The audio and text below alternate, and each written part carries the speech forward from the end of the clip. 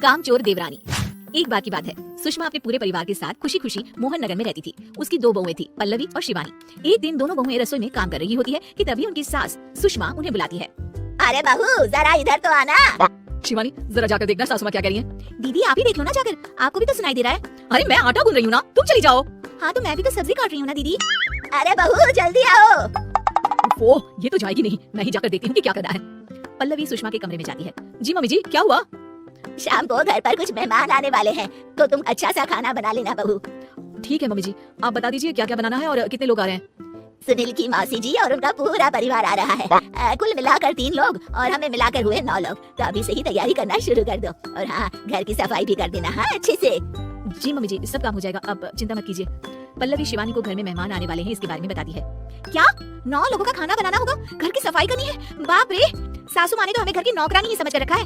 ऐसा नहीं बोलते शिवानी, हम इस घर की बहू हैं और घर के काम करना हमारा फर्ज है।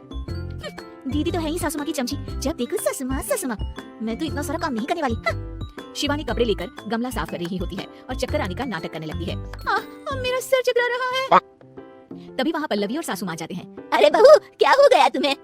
मम्मी जी बहुत तेज सर में दर्द हो रहा है। तुम एक काम करो शिवानी, आराम कर लो। नहीं नहीं दीदी, घर में मेहमान आने वाले हैं, मुझे आपकी मदद करनी चाहिए।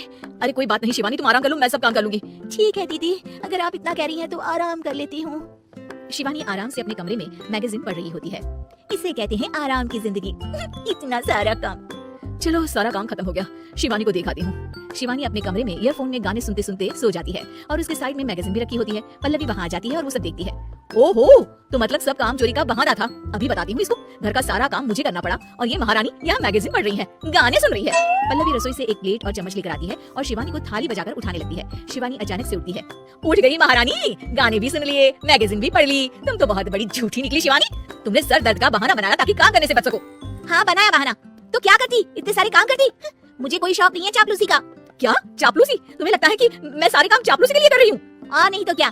तभी वहाँ सासू माँ जाती हैं। अरे बहू वो लोग बस आने ही वाले हैं, तुम तैयारियां कर लो। जी सासू माँ, तुझे तो मैं बाद में देखती हूँ। सब खाना खाने बैठते हैं और खाना शुरू करते हैं। तभी सुनील की मौसी बोलती है। वाह भाई वाह, खाना तो बहुत ही अच्छा बना है सुषमा जी, एक एक चीज में क्या स्वाद है। ये सुनकर शिवानी मुंह बना लेती है। उसे अपनी जेठानी की इतनी तारीफ राज नहीं आती। आपकी बहुएं तो बहुत ही अच्छा खाना बनाती है। हाँ बनाती तो दोनों ही अच्छा है, पर आज ना ये सारा खाना बड़ी बहू ने बनाया है। छोटी बहू की तबीयत ठीक नहीं थी, सो इसलिए। मानना पड़ेगा सुषमा जी, आपकी बड़ी बहू तो बहुत ही गुणवान है। पल्लवी की तारीफ सुनकर शिवानी को जलन होती है। पल्लवी ये सुनकर खुश हो जाती है और शिवानी की तरफ देखकर उसे चिढ़ाती है। कुछ देर बाद मेहमानों के जाने का वक्त हो जाता है। मौसी जी सबके लिए उपहार लाई होती है, वो सबको शगुन के पैसे देती है और अंत में पल्लवी के पास आती है। तुम्हारे लिए शगुन का लिफाफा तो है ही, पर बहू तुम्हें एक और उपहार भी मिलेगा इतना अच्छा खाना बनाने के लिए। मौसी अपने सोने के कंगन निकालकर पल्लवी को पहना देती है। ये लो, ये मेरे मनपसंद कंगन है, अब से ये तुम्हारे हुए। धन्यवाद मौसी जी। ये देखकर शिवानी तो पूरी तरह से जल जाती है और गुस्से से रसोई में चली जाती है। तभी वहाँ पल्लवी आ जाती है और उसे अपने कंगन दिखाने लगती है। देवरानी जी अब आपका सर दर्द ठीक तो है ना? मुझे लगता है कि अब सर दर्द शुरू हो गया होगा आपका।